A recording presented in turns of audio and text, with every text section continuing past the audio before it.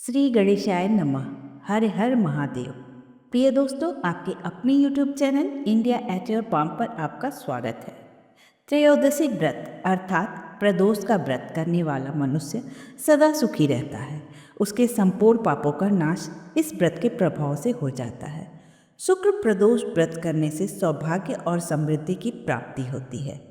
त्रयोदशी का व्रत करने वाले जातक को 100 गौदान का फल प्राप्त होता है। इस व्रत को जो विधि विधान और पूरी श्रद्धा के साथ करता है, उसके सभी दुख कैलाशपति दूर कर देते हैं। शुक्र प्रदोष व्रत की पौराणिक कथा के अनुसार किसी नगर में 3 मित्र रहते थे।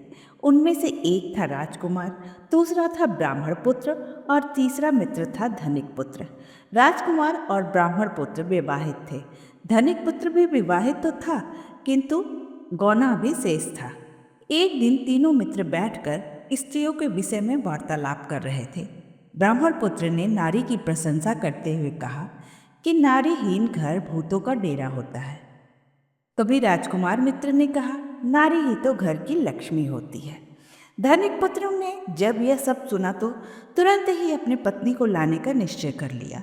धनिक पुत्र को माता पिता ने उसे बहुत समझाया कि बेटे, अभी शुक्र देवता डूबे हुए हैं, ऐसे में बहू बेटियों की विदाई यानी उनके घर से उनको विदा करके लाना शुभ नहीं माना जाता। लेकिन धनिक पुत्र ने उनकी एक भी न सुनी और पत्नी की विदाई के लिए ससुराल पहुंच गया। ससुराल वालों ने भी उसे बहुत समझाया कि अभी विदाई करना ठीक नहीं है, थोड़े दिन बाद अपनी पत्नी को लेकर जाना। किंतु धनिक पुत्र अपनी जिद पर अड़ा रहा।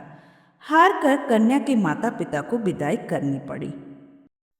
विदाई के बाद अभी पति पत्नी नगर से बाहर ही निकले थे कि उनके बैलगाड़ी का पहिया निकल गया और बैल की टांग टूट गई। बैलगाड़ी से गिरकर धनिक पुत्र और उसकी पत्नी दोनों घायल हो गए। फिर भी वे चलते रहे। कुछ दूर आगे जाने पर डाकुओं ने उन्हें घेर लिया और जो कुछ भी धन गहने इत्यादि उसके ससुराल से विदाई में मिला था, सब कुछ लूट कर ले गए। किसी प्रकार दोनों रोते बिलखते अपने घर पहुंचे। घर पहुंचने पर धनिक पुत्र को एक सांप ने डस लिया। पिता ने शीघ्र ही नगर वैद्य को बुलाया तो वैद्य ने बताया कि 3 दिन के भीतर ही इसकी मृत्यु हो जाएगी। यह सुनकर धनिक पुत्र के माता पिता और पत्नी जोर जोर से रोने लगे।